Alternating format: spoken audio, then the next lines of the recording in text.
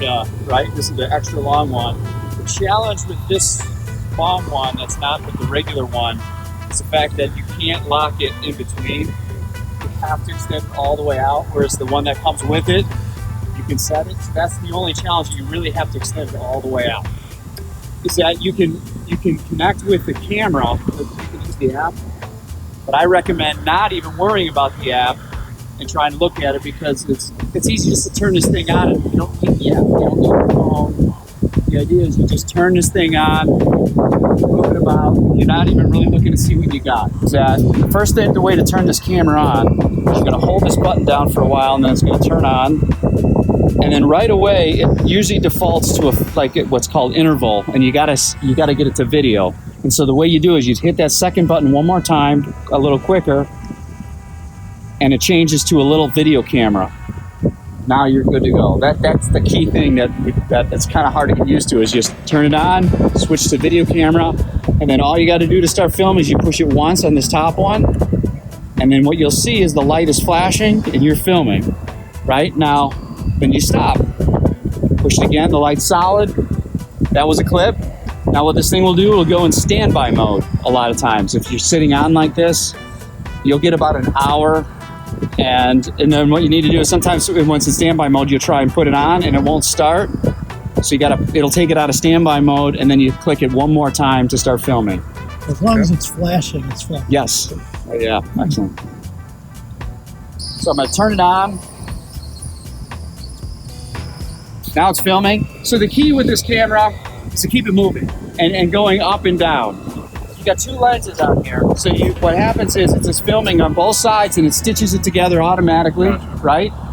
And you also have to download two files at one time to edit it, which is a little like, oh, why did I got to open up two? But that's why, because it's shooting two at one time. And so what I typically do is, I'll get it out like this.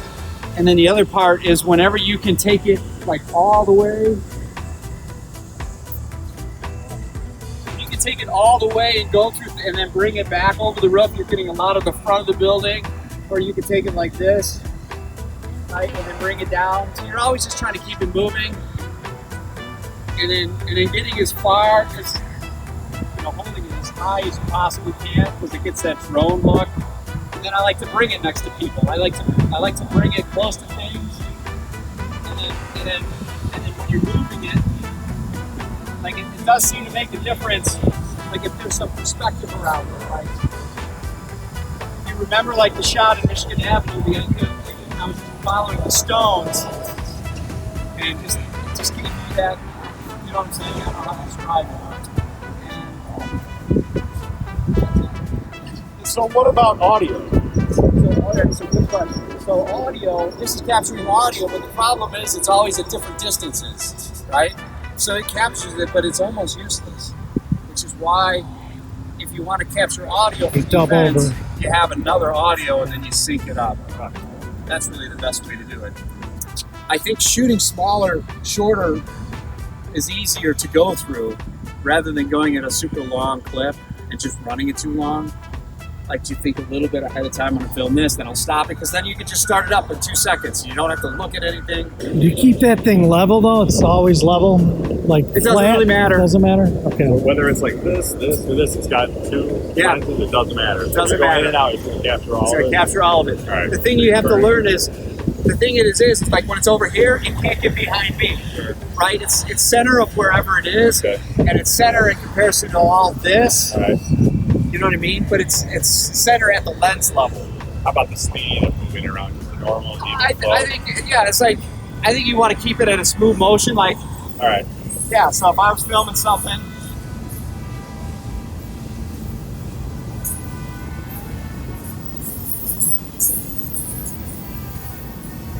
A lot of people will think this is a drone, so you want to find things you can do that a drone can't do, and that's like this.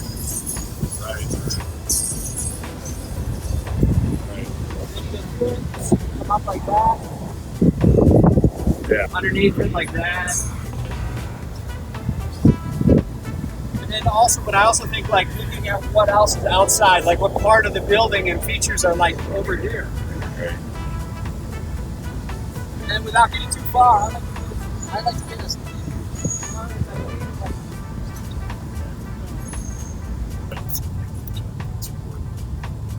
So this is this Sony A6000. I give it to my kids. It's so easy to use. So if there's like a detail, what you're trying to do is you're trying to get some kind of a focal point, like either on the right or the left side, to where it's sharp, and then the other side of it is kind of blurry. And the reason for that is a lot of times you want to put text over an image. So you design your shots so that half of the image is blurry, like guys in the background, right? Like the wheelbarrow or the rope. That's what I was specifically doing, is trying to position the focal point on one side or the other so that you got some depth and some stuff going on behind, and it makes it more interesting. And that's all you do is you just, if you want to look at this feature right here. Yeah, and then just go through and you just point and shoot. It literally is point and shoot. And it's cool to understand what features that you want to show off on that job, and then make sure let's get a couple of quick shots of that. So you don't really have to do anything other than line this up, find